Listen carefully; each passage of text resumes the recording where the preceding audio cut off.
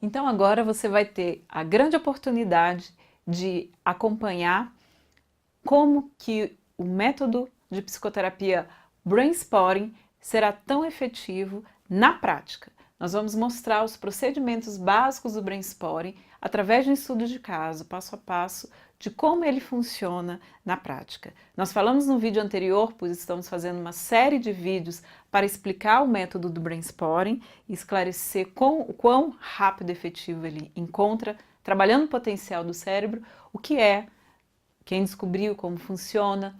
Em outros vídeos nós vamos falar sobre os princípios, as hipóteses neurobiológicas que explicam o Brainspotting. E neste nós vamos ver esse passo a passo, esse procedimento. Então eu quero que você acompanhe comigo, para vocês verem, como a gente falou nos vídeos anteriores, que o resultado é efetivamente rápido. Vamos lá? Então, estes são os passos a passo, né, do caminho, a linha guia, como David nos ensina, o criador do Brainspotting, que ocorre o Brainspotting. O que nós estamos vendo aqui? O que acontece numa sessão de Brainspotting? Qual é o caminho que nós temos que levar e proceder para ser o principal processo que vai ajudar o cérebro do paciente a conseguir encontrar o problema, escaneando o cérebro, onde está a cápsula do trauma, a origem daquela questão, para ter condições agora, num ambiente diferenciado, mais seguro, reprocessar essa informação no cérebro, resolvendo de uma vez por todas e de forma tão fantástica esse problema. Parece milagre, mas é neurociência. Então vamos para os slides. Me acompanhe. A primeira coisa, quando o paciente chega, nós vamos ter a questão. Então, o Brainspotting vai ajudar e vai receber essa questão, este tema da pessoa de uma forma bem focada, objetiva. Então, muitas vezes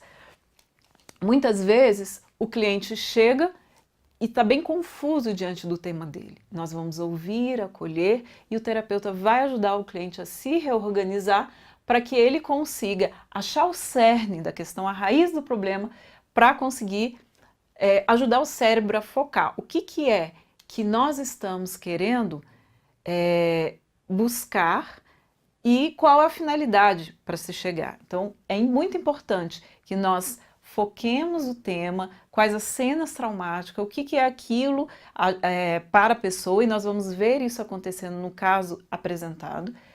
Acharmos a ativação.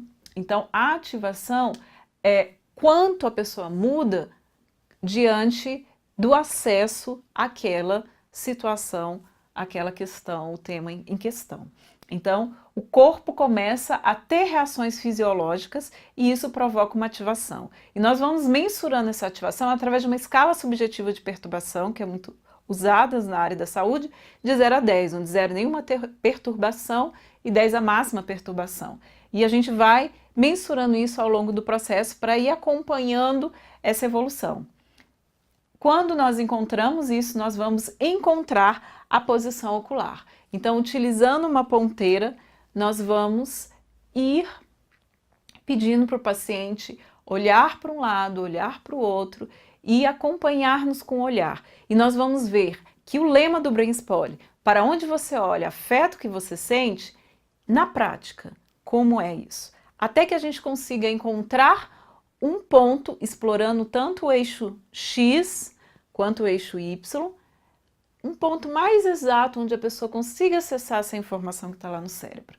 E esse ponto, dessa posição ocular, pode ser tanto um ponto de recurso, onde vai acionar o sistema nervoso parasimpático, né, onde está calma, tranquilo, aqui é mais tranquilo olhar, ou o sistema nervoso parasimpático em uma outra posição, onde está o problema. É ali, encara, vai. E aí a reação geralmente é mais difícil porque o corpo todo altera preparando-se para se defender do perigo. E tudo isso vai acontecendo no clima e no ambiente onde acontece o mindfulness focado, ou seja, mindfulness é um tema em inglês, é uma abordagem já que quer dizer atenção plena, estar presente, focado. Então, essa é a função do terapeuta, estar presente, focado, com uma atenção plena no cliente, estimulando o cérebro do cliente a conseguir realizar o processo de autocura. Eu quero que vocês me acompanhem agora nesse vídeo e observem bem, enquanto a cliente fala do tema e da finalidade, a posição ocular. Vamos lá. Porque eu tenho muitas questões no ambiente profissional. Eu trabalho, tenho alguns clientes, eu tenho uma empresa, um projeto, e também contribuo para o projeto do meu esposo. Então eu tenho muitas demandas, e gerenciar essas demandas às vezes é um grande desafio para mim. E eu preciso voltar para casa, eu preciso voltar a ser mãe. E, né, eu sempre tenho esse corte. Eu sou um pouco contra essa coisa de levar o trabalho para dentro de casa e deixar de viver aquele papel. Observa ali. que a cliente está começando a entrar em contato e a trazer este vídeo, né? Então, nós vamos ver aqui que ela está organizando ainda a questão emocional, tá? Então, a coisa ainda está muito a nível cortical. Observe enquanto ela vai explicando. Segue aí. Só que se uma coisa sai errado, aquilo gera uma culpa muito grande em mim. Muito grande. Aquilo começa a atrapalhar a minha vida, atrapalhar meu humor, atrapalha a minha visão de mim mesma. E aí eu começo a querer me afastar do projeto em vez de ir lá e resolver. Olha a Em vez de situação. pegar aquilo ali e O falar, afastamento do deixa eu me- projeto é a fuga. Então essa é uma das reações do cérebro mais profundo, mais subcortical, aquele cérebro que está lá no meinho. Então, a partir do momento que é o bloqueio, então o cérebro começa a buscar uma das reações, luta, fuga ou congela. Então, nós vamos observando que a paciente já está nos dando a comunicação, qual é a reação dela diante deste processo. Então, parece que tem uma situação de perigo, uma situação muito intensa, que ela vai começando a entrar em contato. Observa. organizar melhor, vou fazer um planejamento, vou sentar e vou pegar. Aí eu começo a querer me afastar daquilo, me afastar, porque aquilo vai me gerando angústia, porque não está perfeito como eu gostaria. E tudo que eu me debruço para fazer, eu dou sempre o meu melhor, eu quero sempre aquela coisa muito bem feita. E precisa ser bem feito, precisa entregar excelência. Se qualquer coisa der errado no meio do processo, aquilo começa a me gerar uma frustração tão grande que Olha, eu começo a querer me afastar. observa. E eu não posso me afastar, porque eu preciso entregar, mas aí eu não pego para resolver, fico sofrendo com aquilo e fico nesse impasse. Olha o que eu quero que vocês observem. Neste momento, a própria paciente fala qual é a reação dela diante do perigo, né? Diante de um perigo, a gente luta, foge ou congela. Então ela fala, eu me fujo, eu fico parada, eu fico sem reação. Então isso já é uma informação importante de como que é o funcionamento do cérebro dela. Num outro momento, quando vocês assistirem o vídeo completo, vocês vão ver que a paciente ela chega e fala, quando eu pergunto, e qual é a sua punição? Porque ela se pune quando erra. Ela paralisa, congela, fica de cama. Olha só como que acontece essa interação mente-corpo. Então, nós vimos o quê? Que à medida que ela vai falando, ela vai se reorganizando e vai introduzindo o cérebro mais profundo, o cérebro subcortical, ao cérebro cortical, racional. Então, é isso que nós estamos buscando do Brainspotting, é conseguir fazer com que o paciente integre mente, córtex e subcórtex, consciente e inconsciente, cabeça e corpo. Tem paciente que chega pra gente e muitas vezes quando a gente pergunta como é que você sente isso no seu corpo, ele fala assim, como assim? Eu tenho um corpo, parece que está cindido a cabeça do corpo. Isso é o processo que a gente percebe da dissociação. Então, nesse momento inicial, ele é muito importante para que a gente consiga ajudar o paciente a ter foco. Ele precisa ter objetividade, ele precisa conseguir trazer e encontrar a raiz do problema para que o cérebro agora, nas condições ideais, possa ajudá-lo. Segue aí. eu quero ter mais trabalho, eu quero crescer mais, eu preciso sanar isso, porque eventualmente as coisas fogem do controle. E aí quando eu começo a fazer, o negócio sai bem feito. Mas é essa angústia entre uma pausa e outra. Por exemplo, fica na minha cabeça, né? Eu tenho que fazer aquilo, eu tenho que fazer aquilo, eu tenho que fazer aquilo. Mas eu não vou fazer porque já tá assim. Aí me dá aquele desprazer, entendeu? Tá muito voltado com essa questão do prazer. Se eu não tiver prazer, não tá bom. E eu só tenho prazer quando tá tudo muito bem feito. Eu acho que é isso. Não sei se eu fui. Sim. E qual é a sua finalidade nesse atendimento? O que você espera com esse atendimento você Eu conseguir? espero não. Essa questão é muito importante. Não ter. Presta atenção. O paciente precisa saber aonde ele quer chegar. O Código de Ética Profissional nos faz ter esse cuidado. O paciente precisa ir onde ele precisa, onde ele almeja, e não onde eu acho que ele precisa ir.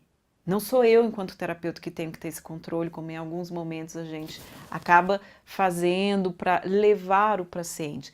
Não, nós temos que abrir mão disso para entender que, e deixar muito claro, não apenas para mim, terapeuta, por uma questão ética, mas também para o próprio cérebro do cliente, aonde ele quer chegar. Porque às vezes as coisas são confusas. Observe. Tanta emoção nessas coisas, entendeu? Porque como a vida não é perfeita, né? Ela não tá nesse roteiro, eu tenho que ter mais maleabilidade com isso. Eu quero poder, não deu certo agora, mas eu vou fazer agora de uma outra forma e vou resolver e vou entregar, e vou fazer, vou terminar. Eu quero poder ter mais jogo de cintura quando as coisas não vão como eu gostaria, entendeu? Porque eu percebo que eu tenho muita necessidade de conduzir as coisas de uma forma com excelência em tudo. E isso me incomoda, porque às vezes eu prefiro deixar de fazer porque não vai sair perfeito. Isso é um perfil, uma característica que eu tenho, inclusive na educação dos meus filhos. Muitas vezes eu exigia muito deles, porque eu queria que fosse tudo muito perfeito, exigia muito dos meus pais, exijo muito das pessoas que estão ao meu redor. Com a maturidade, eu fui melhorando isso. Fui aceitando que a vida não é perfeita. Mas dentro de mim, assim, dentro do que eu posso cobrar, porque eu não posso cobrar do outro, mas eu posso me cobrar.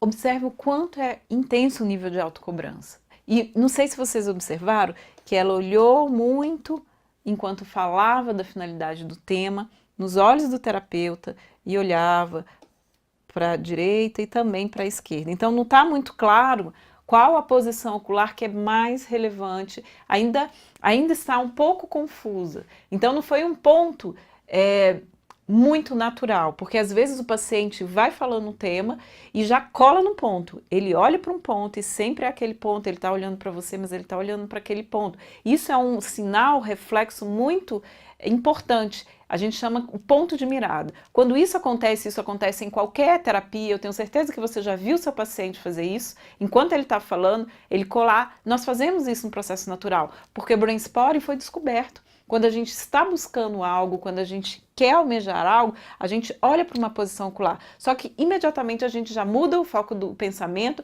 e muda a posição ocular. O que o brain spotting nos ajuda? A encontrar um ponto relevante e fixar para que o cérebro entenda que é aquele assunto que você precisa resolver. E isso é muito importante. Então, nesse primeiro momento, é muito importante que o terapeuta esteja com esse foco do olhar.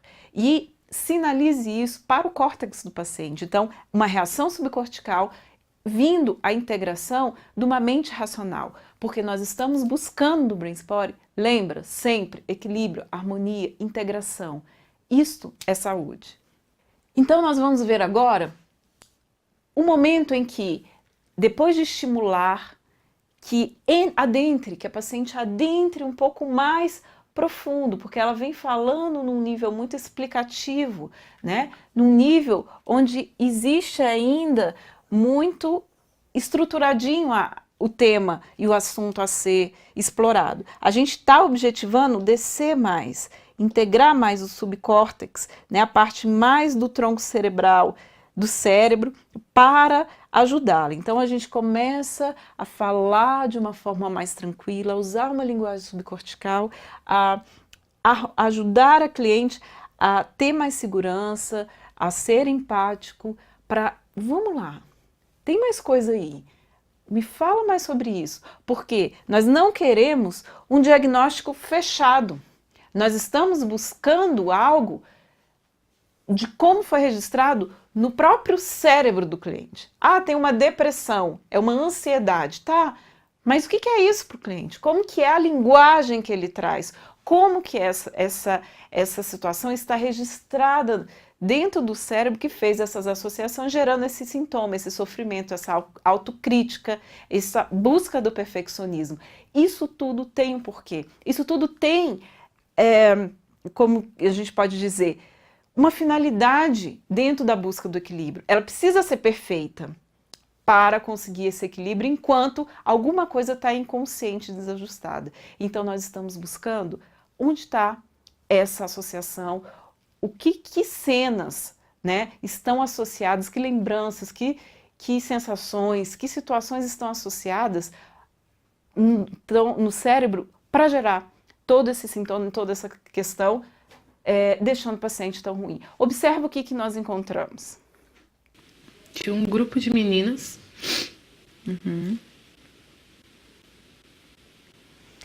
Olha a reação subcortical. Deixa isso vir. Muito profunda. Quando Pode entra no deixar o choro cérebro. vir. Quando der, você me fala.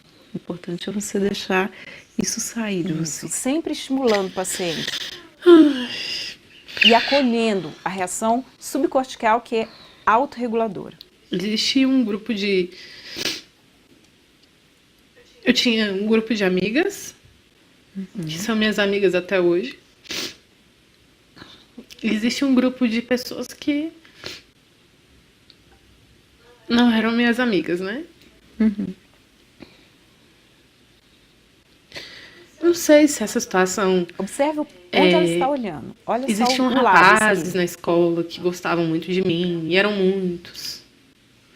Eu era representante de turma, os professores gostavam muito de mim. Ela vai olhar mais para o lado esquerdo nesse momento, que chegou no cerne. Não sei se por isso, nunca entendi esse porquê, Olha aqui. mas eu acredito que pode ser isso. Incomodava muito esse grupo de meninas. O que incomodava? O seu destaque? Você? Não, assim, ó, o fato de eu ser quem eu sou. Então existia uma guerra mesmo, assim, né? Não de mim para com elas, mas delas para comigo. E aí, esse grupo de amigas também não, em defesa daquilo. Parece filme, né? Mas parece bobo, mas era real. E aquilo doeu muito. Doeu muito. Foi muitos anos, acho Olha que foi só, uns 3 anos. olha essa fala do paciente. E aquilo doeu muito. E aquilo Existia, assim... doeu muito. Isso é uma fala muito importante, porque nós sabemos que o conceito natural de trauma é uma situação muito pesada. E a gente vê que muitas vezes, nesse caso da Sinara, olha o que o cérebro dela fez, a associação de sofrer bullying por ser quem ela é. Uma menina brilhante, destacando e sendo a melhor da turma e agradando todo mundo. Né? Olha como que o cérebro faz essas associações. Observe. Hostilidade, às vezes, existia algumas coisas, mas o pior era essa rejeição. Olha só, o pior Esse sentimento de rejeição sem você ter feito era nada. essa rejeição. Sem você ter feito nada. Né? Então, esse pior é o que a gente está buscando. Né? O pior era a rejeição. E aí a gente vê que ela chega no ponto importante, onde a gente conseguiu focar e encontrar uma raiz importante, porque rejeição geralmente é a base e a raiz do problema de muitos sintomas, diagnósticos e situações traumáticas. A rejeição muitas vezes é a base até para que a pessoa fique vulnerável a determinados tipos de traumas e se sinta nessa vulnerabilidade, né, do cérebro.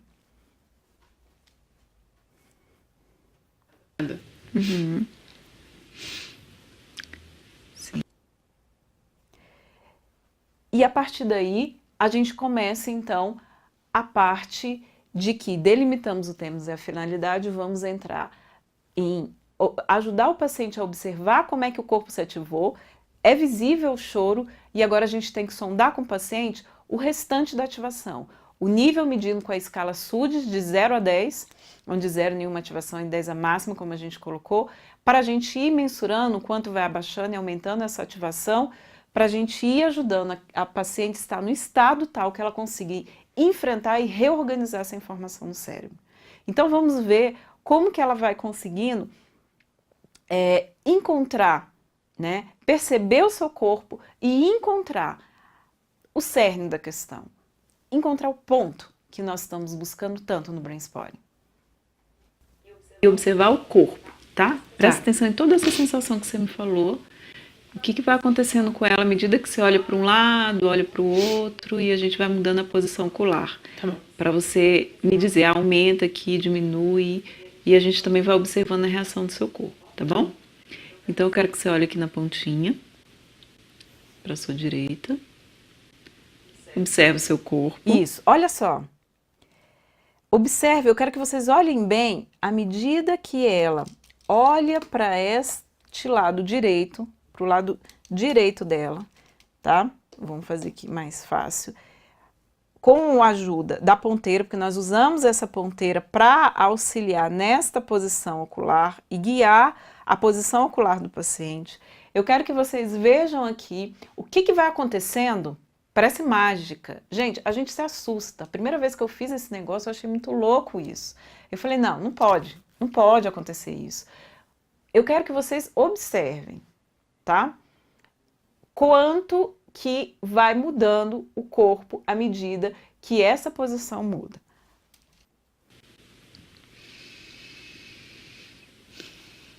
Olha a respiração profunda. A sensação que eu tenho, como eu falei, tô melhor. Piscar do olho. Ok, ótimo. Ela acha que tá melhor porque ela falou Esse é o apenas. primeiro passo. Mas ela olhou para o lado Esse é o direito. primeiro passo, vai tirando, você chorou bastante, né? O Isso. choro é autorregulador, também ajuda.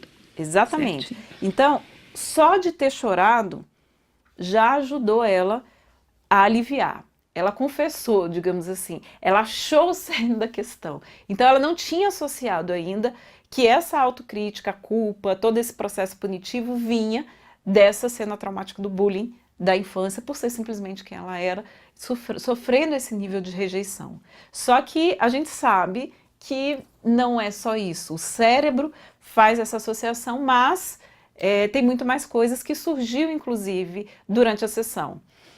Ela vem trazendo cenas depois, mais para frente, tudo mais vai acontecendo, tá? Mas o que é importante da gente pegar? Que o paciente vem e chega atrás, principalmente se ele é muito dissociado, ele vai trazer um mundo de informação.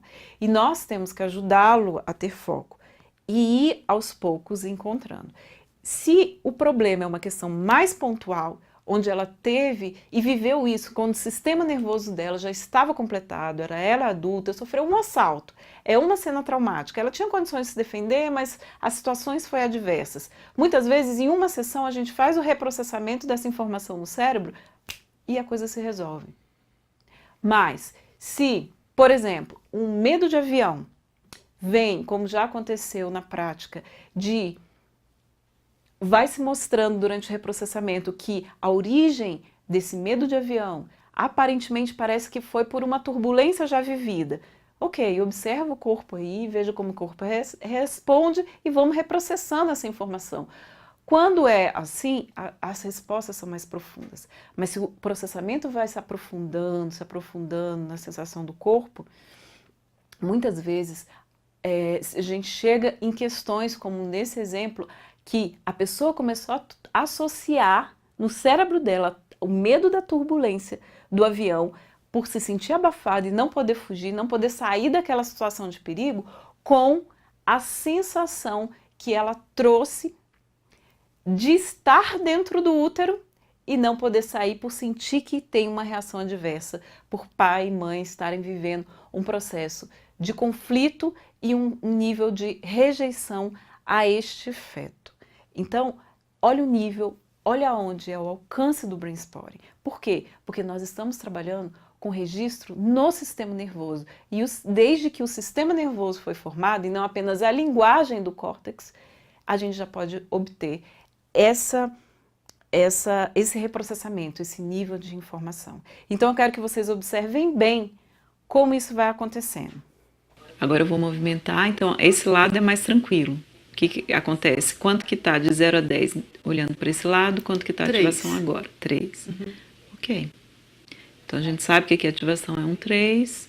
Eu quero que você acompanhe, tá? Com o olhar. E vai me dizendo se muda alguma coisa. Olha a respiração. Como é que fica o seu corpo nesse ponto, onde você dá essa respiração profunda, né? Algumas piscadas. 4. Vai aumentando. A gente vê que o choro vai voltando, não é isso? Ok. Vamos observar mais aqui no seu campo visual para procurar. Aqui tem um reflexo importante, como que fica o corpo nesse ponto. Observe as reações do corpo. Acho que 4,5. Veja que como a gente observou antes já, Ok. Vamos ver mais para esse lado sondando esquerdo, mais parece que tá precisamente, à aumentando. medida que ela sai do lado direito e vai para o esquerdo, vai aumentando a ativação e o incômodo, ativando o sistema nervoso. Sim. Simpático. Ó, já está no 5. Uhum. Observa a movimentação do corpo, o incômodo. Estamos encontrando alguma coisa, está chegando em algo importante. A gente vai parando em cada reflexo e observando e sondando com ela como é que está. Lá dentro do corpo. Olha a reação do corpo, a lágrima, a respiração, o movimento da boca, o movimento 6. na garganta. Isso, deixa isso ver, Olha só. tá? Isso é cérebro, atingir cérebro subcortical, é uma linguagem Isso, direta deixa no isso cérebro sair. mais profundo. Como é que fica o seu corpo aqui nesse 9 ponto? voltou. Nó, que mais? O choro veio, né? Como é que você sente a sua respiração? Tá ruim. Tá ruim, né? Porque você tem que Não tá buscar. normal. Ok. E o restante do corpo, como é que tá? Voltou. Nó, tô suando. Olha a ativação no corpo. Ok. Aumentou. Nós vamos encontrar os 2 pontos, tá? Um de Pode olhar? ativação. Hã? Eu te olho ou eu fico olhando pra lá? Não, você continua olhando pro ponto, isso. Tá. Tá? Agora, uma vez que você conectou ali, você continua olhando pro ponto, Tá bom. para que o seu cérebro continue no processamento, tá? Tá bom. E na atenção plena no seu corpo, porque esse ponto agora vai abrir o canal com o mesencéfalo que a gente explicou lá, no subcortical. E aí ele vai procurar lá e te ajudar, tá bom? Tá bom. E aí você deixa vir o que tiver que vir. Só que a gente vai explorar um pouquinho mais, vamos tentar achar uma precisão, tá? Vamos ver se esse ponto está um pouquinho mais para cima. Isso. Depois de explorar o eixo X, nós vamos explorar o eixo Quero Y. ponto assim, que ative, né, mais aqui. Depois a gente vai achar seu ponto de recurso. Agora a gente está achando, estimulando o parasimpático. Onde é que está aquela questão? verdade, é o onde é que está simpático. pegando? Simpático, onde Mais pra enfrenta, baixo. onde é que está o problema? Nós estamos procurando onde que está a ativação maior, esse registro dentro do cérebro. Acho que é mais pra baixo. Fica pior aqui. Me diz aonde exatamente. Me diz aonde exatamente. Mais para baixo. Me ajuda. O paciente sabe, A achar o ponto que é bem preciso. porque está dentro Que do você corpo sente dela, ela intuitivamente onde está esse problema. Olha onde é que ela está olhando. Que Lembra fica aquele mais ponto ativado. que a gente viu à medida que ela foi falando o problema? Agora a gente vai sondando e confirmando. Tô sentindo um negócio no meu estômago. É normal? Isso, a gente vai acolher tudo que vier. É Hã? incrível. A gente vai acolher tudo que vier. A reação vai começando a A ficar gente só vai muito observar. Tudo vai fisiológica. ser normal, tudo vai ser importante. Tá bom.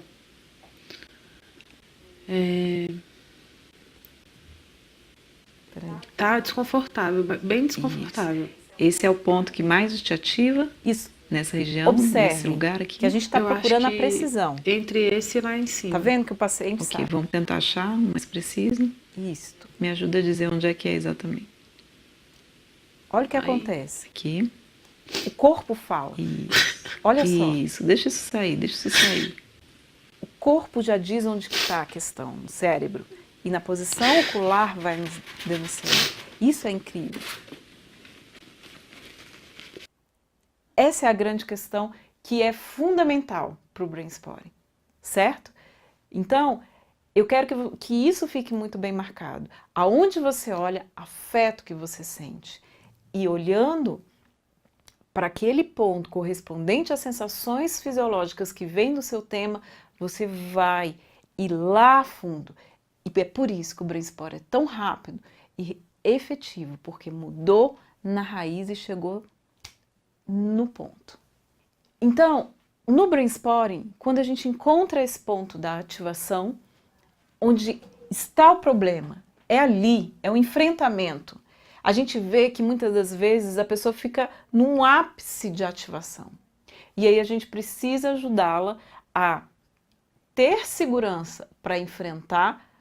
E se a gente percebe que ela não tem ainda estrutura, ainda condições, nós temos como ter um manejo, por isso que a gente aprende no curso as várias formas de se manejar enquanto a gente e lidar e se comunicar com o cérebro subcortical, né, utilizando principalmente com a utilização da ponteira para gerar esse processo e efeito no cérebro que nós estamos objetivando para ir buscando a coerência. Se está muito ativado e muito difícil, a gente precisa ajudar ela a dar um distanciamento procurando um ponto de recurso. Então, é o que a gente vai fazer em alguns momentos. Então, a gente procura um ponto de recurso onde a gente aciona o sistema nervoso autônomo parasimpático, onde dispara, relaxa, acalma, passou o problema.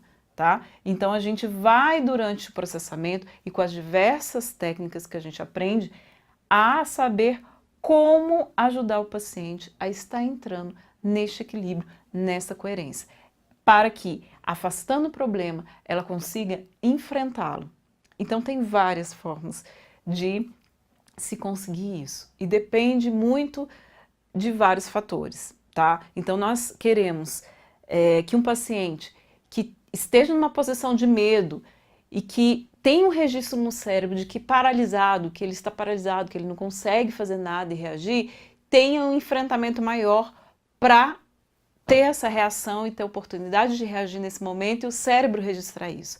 Mas para um paciente que ainda se encontra muito fragilizado, muito indefeso, ainda em situações sem muitas condições de resolver, nós não queremos que ele faça esse enfrentamento nesse ápice de ativação, porque ele ainda precisa de um distanciamento da situação para que ele enfrente essa situação. Então, tudo isso são manejos que a gente vai passar no curso, explicar, inclusive o curso de fase 1 do brainstorming explica como trabalhar o brainstorming em paciente que ultrapassa essa janela de tolerância do trauma, porque foram traumas muito profundos, que geralmente são pacientes com transtornos dissociativos de identidade, ou alguns TEPTs completos, né? Transtorno de estresse pós-traumático complexo, muitos traumas, muito precoce, né? Muito recorrente o problema. E o brainstorming, ele é uma terapia de recurso, porque ajuda justamente nesse processo e fornece para que o cérebro possa reprocessar estes caminhos e compreender a informação e viver a reação que o corpo precisava no momento do perigo. Então, o brainstorming consegue liberar a energia emocional que ficou presa negativa justamente porque encontra o ponto de onde está essa situação no seu cérebro. E aí, agora sim, o cérebro pode armazenar essa memória saudável, de forma saudável, natural, sem perturbação, de forma que isso não incomode mais. Então, a região do hipocampo é a que geralmente trabalha essa questão. Ele não funciona quando tem uma carga química emocional, né? Uma emocional muito grande que altera a química e aí ele não consegue guardar essa memória de forma a contextualizar no tempo e no espaço. E ela fica vagando até que outras situações vão disparando e fazendo a pessoa se sentir muito mal e gerando sintoma.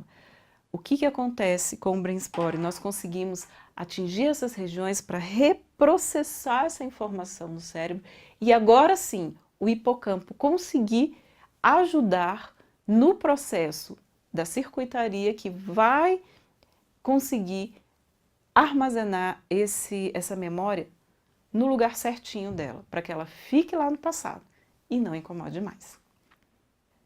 Então eu queria que vocês olhassem agora como que a gente consegue passar desse nível de ativação para o nível de recurso. Eu vou fazer um movimento, tá? E eu quero que você me diga como é que fica esse movimento para você. Como é que fica o seu corpo com esse movimento para trás, tá bom? Tá. Acompanha. Estava muito ruim para Você paciente. me disse a ativação do seu corpo vai melhorando, piorando, aumentando. Isso, então nós vamos ajudá-la a ter esse afastamento, para ela enfrentar. Como que é para você esse movimento? Ele melhora. Olha só, É melhor? Tá melhor. aí a gente bem vai melhor. buscar a coerência, né? A coerência. Parece que tá distante de mim, entendeu? Isso, estava muito ativado porque ela sentiu o problema muito próximo. Então a gente gera um distanciamento para que agora o problema se afaste. E aí a gente vê que vai mudando até o semblante da paciente. Então ele, agora parece que está um pouco distante de mim. É maravilhoso quando você consegue ajudar o paciente neste nível de resolução. Então, eu convido a vocês a participarem e a fazerem um curso de formação em Brain Spotting, que são 3 dias onde nós vamos mergulhar nessa sabedoria do Brain Spotting para aprender as diversas formas de conseguir chegar ao cerne dessa questão e obter esse resultado que a nossa experiência nos trouxe para hoje a gente atuar em crise, tirar uma pessoa do risco de suicídio em uma sessão.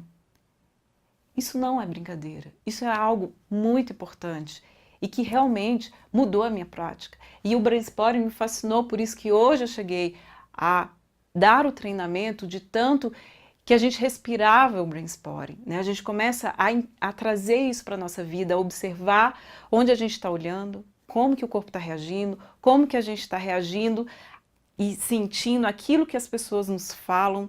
Quando eu penso numa situação e crio um dilema e eu penso, se eu for fazer a situação A ou a situação B, como meu corpo responde, como meu corpo reage. E tudo isso a gente vai começar a aprender essa filosofia, essa teoria na formação, porque nós vamos entender um pouco mais da neurociência. O psicólogo precisa estudar mais de cérebro para a gente conseguir ajudar e compreender mais as nuances do nosso paciente. Então, essa é a grande chance, porque é um curso teórico e prático. Nós vamos vivenciar todas as técnicas que forem ensinadas, nós vamos vivenciá-las, vamos entrar nas nossas questões e poder também sair do curso, já na fase 1, conseguindo levar essa prática para o seu consultório, para o seu trabalho. Então não perca essa grande oportunidade de aprender com o Brain Spotting, de fazer a fase 1, depois a fase 2 e a fase 3 com o mestre, porque em agosto David Grant estará aqui no Brasil, então fazendo essas outras fases você terá a grande chance de visualizar essa vivência, né, de David Grant com a prática do Brain Spotting, com pessoa com que foi um grande mestre, me ensinou principalmente a questão da sintonia, do olho no olho, do estar presente com o paciente e confiar profundamente que o outro é capaz. Então aguardo vocês lá e espero que nos acompanhem nos próximos vídeos, onde falaremos dos princípios do Brain Spotting, das explicações neurofisiológicas.